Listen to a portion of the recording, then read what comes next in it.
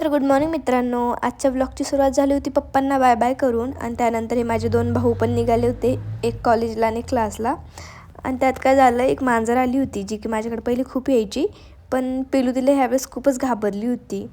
मग नंतर नवरदेव निघाला नागपूरला आणि त्यासोबत गल्लीतल्या बायका आणि माझी मम्मीसुद्धा गेली होती.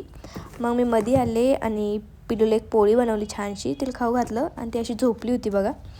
म्हणजे जेवण केलं का पिल्लू अशी झोप घेते एक. त्यानंतर माझं आलं तर पार्सल. नंतर मी माझं काम आवरलं आणि आम्ही निघालो बाहेर, कारण खूप बोर होत होता.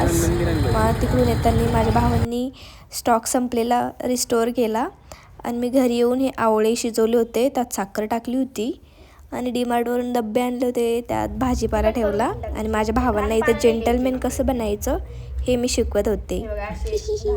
आणि त्यानंतर मी आवरलं काम आणि पिलूसोबत खेळत होते अशी, तर पिलू खूप घाबरली त्याला, काय माहिती का बरं.